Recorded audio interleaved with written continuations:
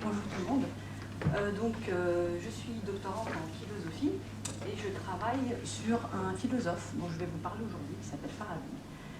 Et donc, on va essayer de traiter, je vais essayer plutôt, de traiter de la question de l'origine.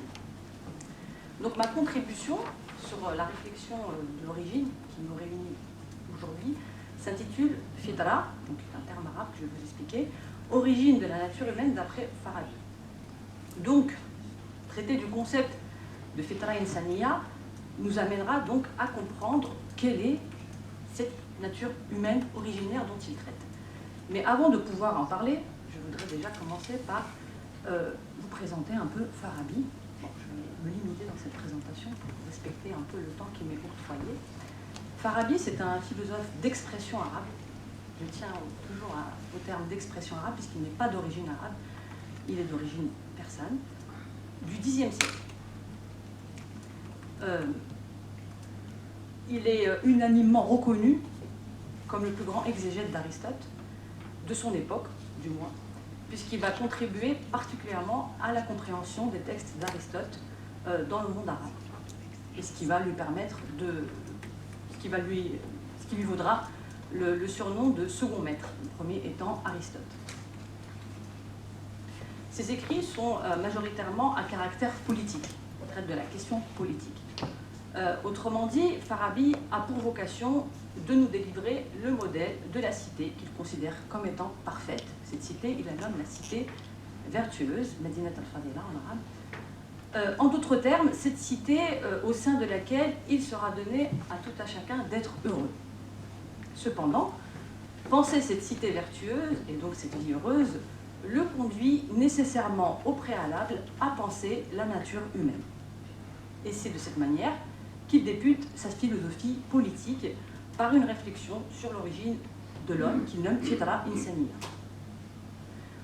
Je me propose donc d'engager une réflexion sur ce concept afin de saisir dans quelle mesure la Fitra Insaniya concourt à exhiber l'origine de l'homme, autrement dit ce qui fait qu'un homme est un homme.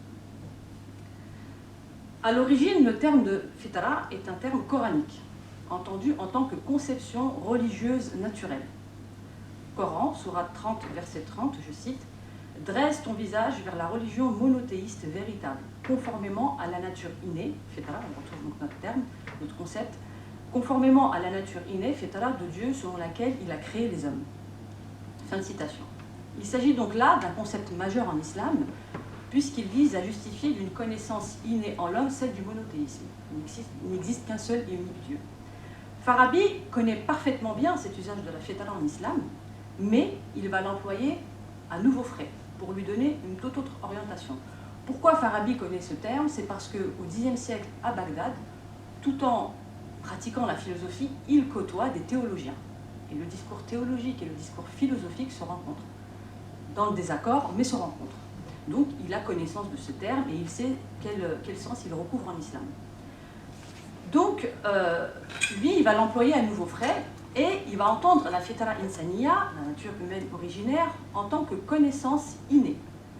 Comme il l'énonce dans son ouvrage Kitab al-Siyasa al-Madaniya, qui est donc le livre du régime politique, page 142, je cite, « Les hommes ont tous une nature humaine originelle commune, Fitra Insaniya Mushtaraka, qui fait qu'ils sont chacun disposés à la réception des intelligibles. » Fin de citation.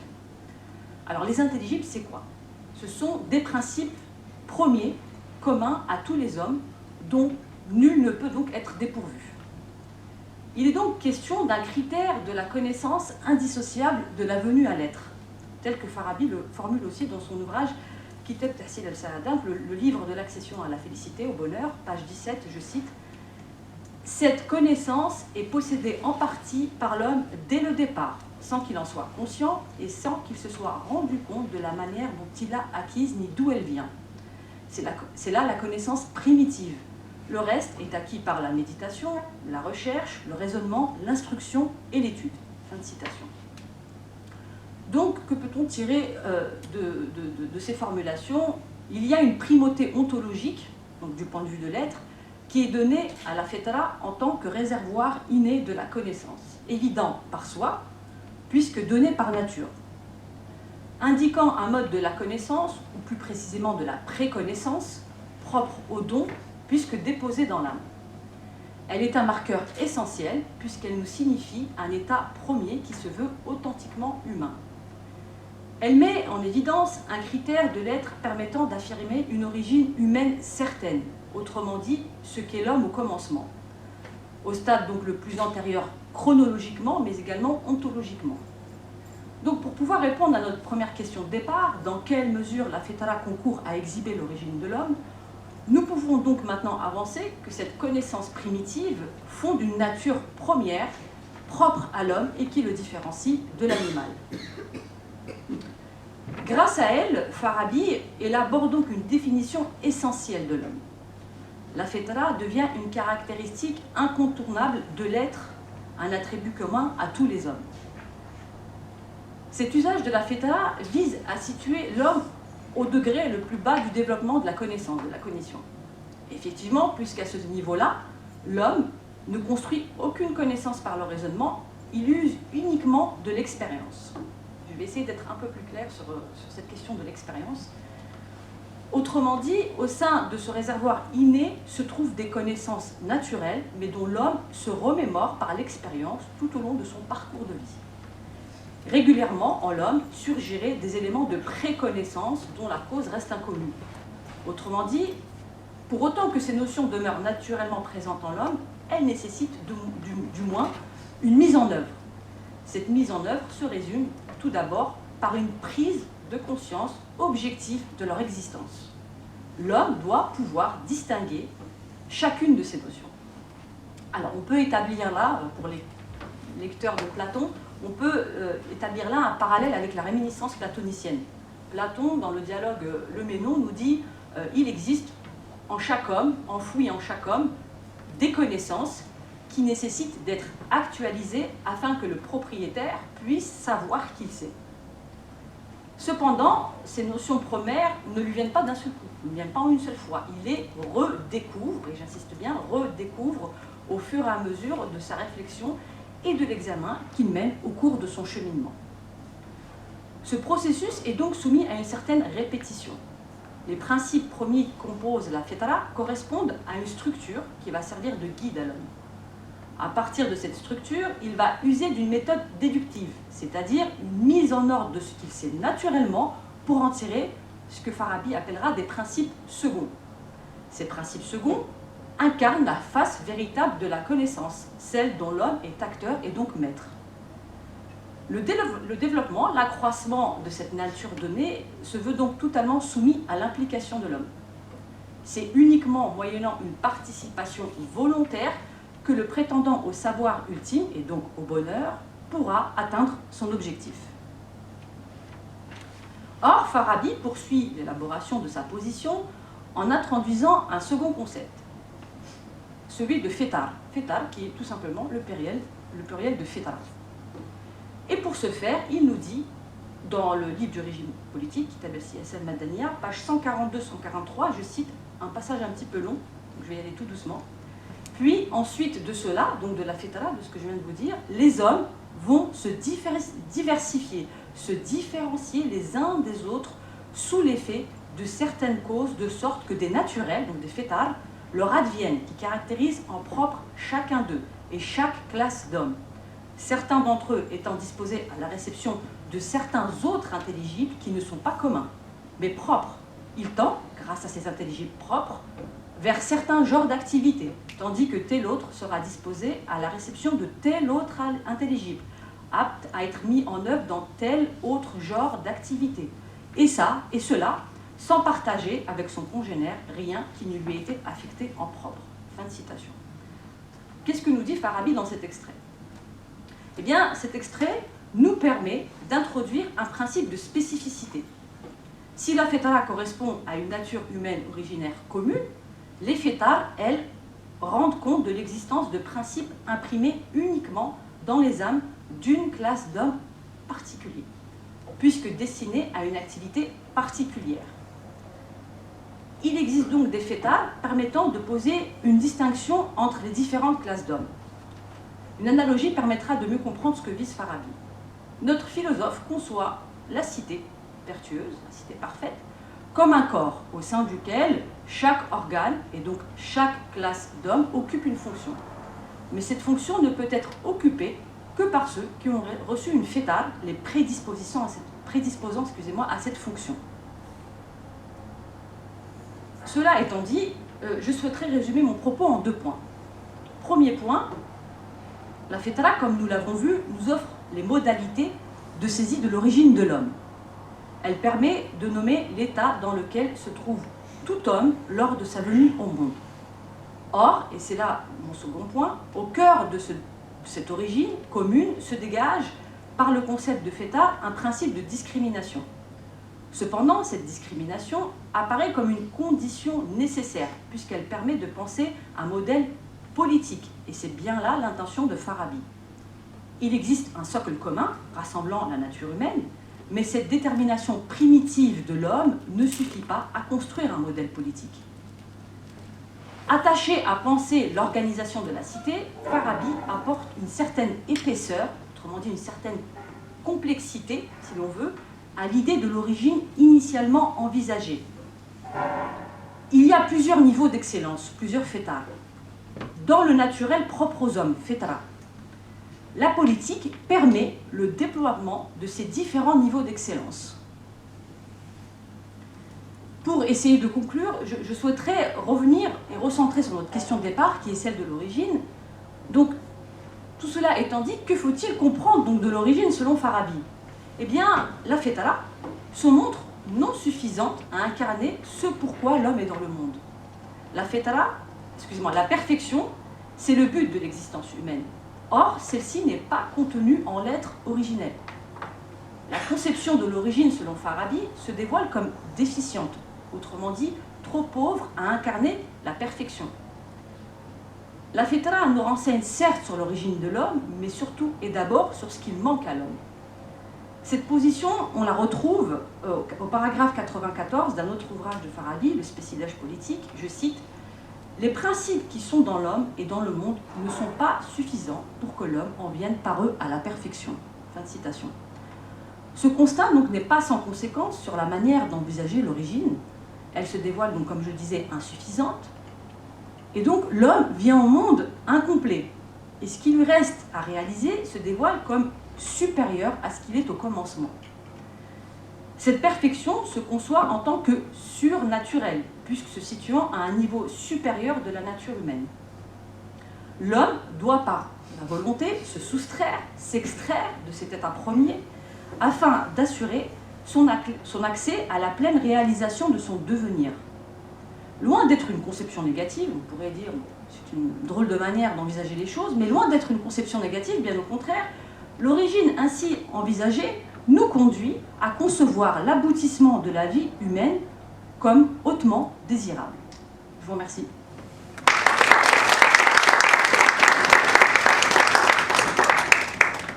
Merci beaucoup. Est-ce qu'il y aurait des questions ?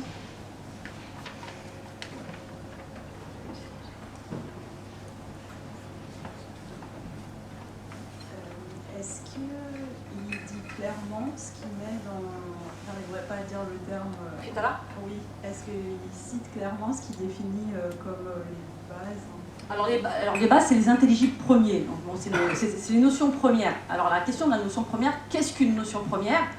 Eh bien, Farabi, il est aristotélicien, il est très attaché au texte d'Aristote, mais de Platon aussi, mais sur ces questions-là, il va aller chercher chez Aristote les éléments de construction de son concept, qui est donc d'origine coranique, donc il nous fait un petit mélange, disons.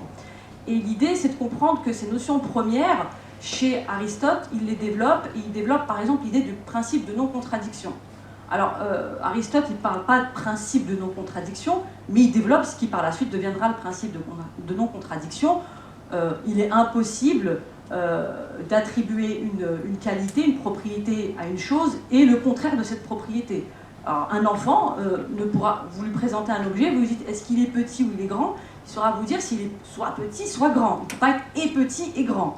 Donc c'est un peu ces notions premières qui sont un peu en fait, qui vont de soi, qu'on a tous en nous, et c'est ça qu'il appelle la fietara insania.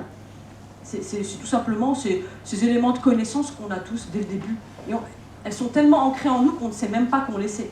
Et qu'à un moment donné, Platon parlera de la réminiscence et du travail justement du dialecticien qui fait accoucher les esprits, puisqu'il nous ramène à nous remémorer ces principes premiers. Farabi nous dit, eh bien, il faut pouvoir, tout le long de son trajet dans la vie, de sa formation, soit à la philosophie, alors c'est le meilleur trajet forcément, mais pour les autres aussi, et c'est le philosophe qui doit être roi justement dans la cité, puisque c'est lui qui pourra amener à chacun à accéder à la prise de conscience de ce qu'il est en termes de fetara, mais aussi de la potentialité et des prédispositions en termes de fetara qu'il a en lui. Et en fonction de ça, il peut occuper une place dans la cité. Il peut être, je sais pas moi, médecin, avocat, agriculteur, enfin, etc. Parce qu'il faut une place pour chacun dans la cité pour que ça fonctionne, quoi.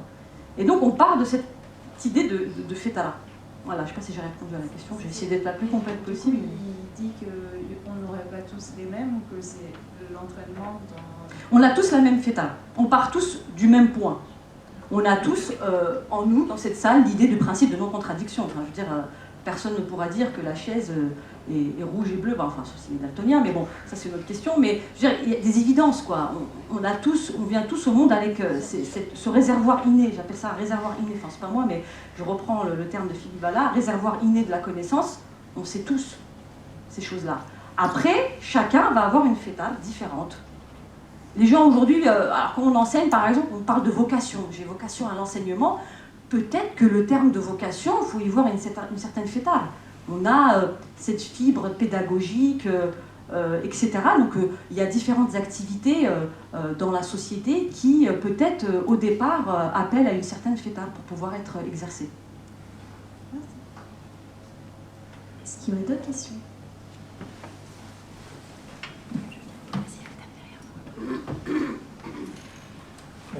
Moi, j'aurais deux ou trois petites questions, si vous permettez. Oui. La première, c'est en amont, et les deux autres, c'est en aval.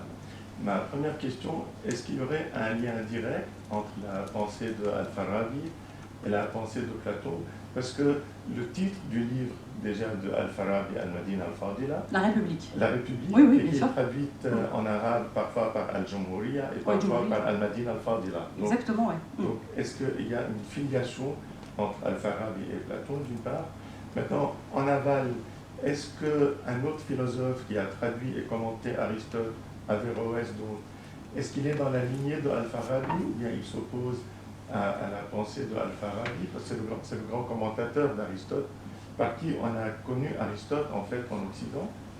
Puis ma troisième et dernière petite question, est-ce qu'il y a un lien entre la notion de Al-Fitra chez Al-Farabi et chez Descartes, qui parle aussi de l'intuition dans son discours, de la méthode scientifique?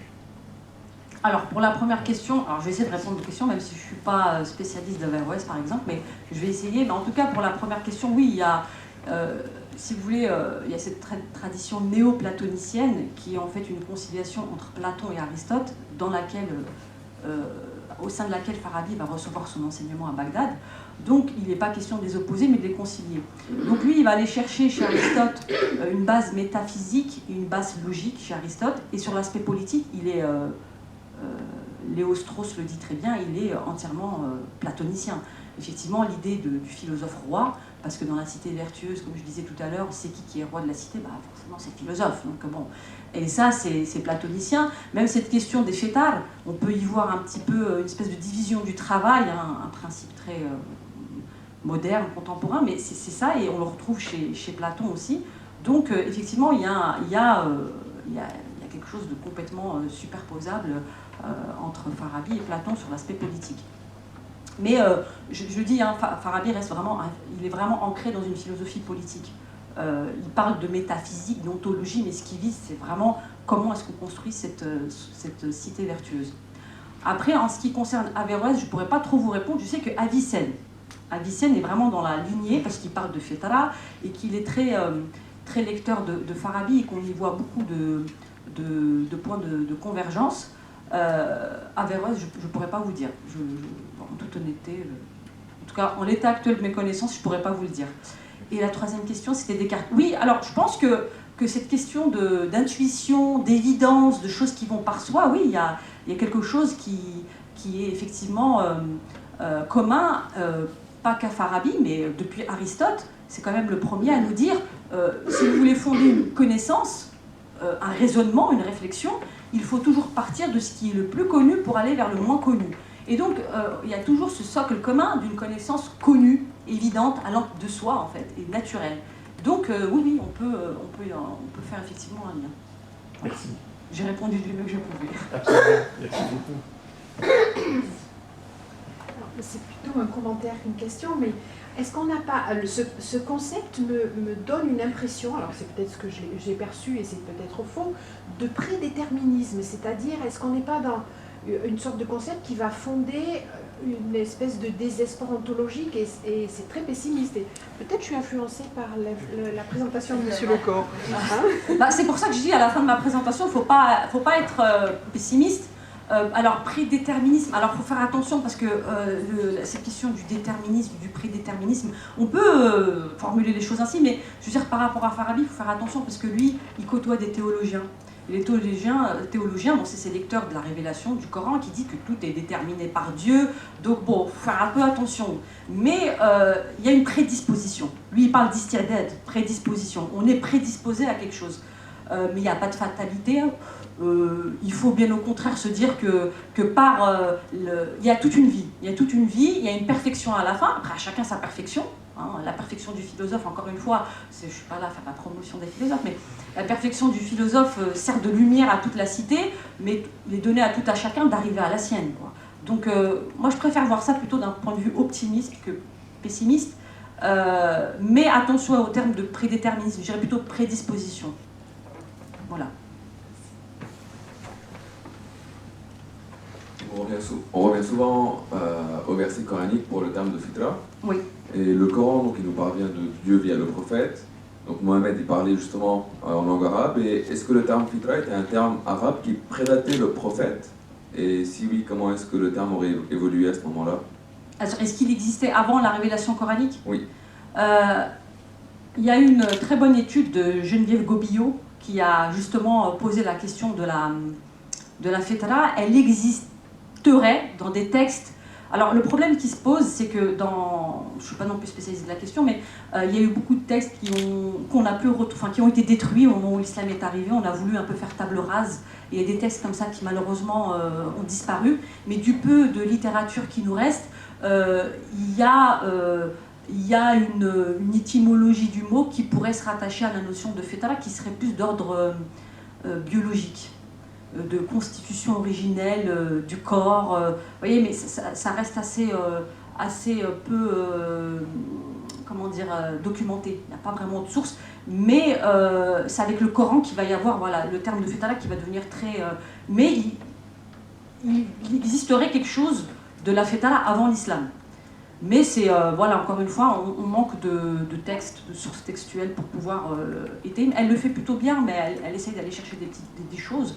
Mais c'est vrai que le terme de fitra, après, prend tout son sens. Et on n'en retient finalement que ça. C'est à partir du Coran, en fait. Parce que, comme je dis, le terme de fitra, il est essentiel puisqu'il vient asseoir, il vient donner une certaine assise à la notion du monothéisme pur. Parce que l'islam, c'est la religion du monothéisme pur. On essaye d'être en rupture avec les deux autres révélations qui ont précédé, qu'on reconnaît, mais on essaie d'être en rupture en disant il y a une espèce de monothéisme pur, et donc on pose l'idée qu'en chacun de nous, on sait qu'il n'existe qu'un seul et unique Dieu. C'est un peu ça l'idée. Est-ce qu'il y aurait d'autres questions? Merci beaucoup, Camille. Merci à vous.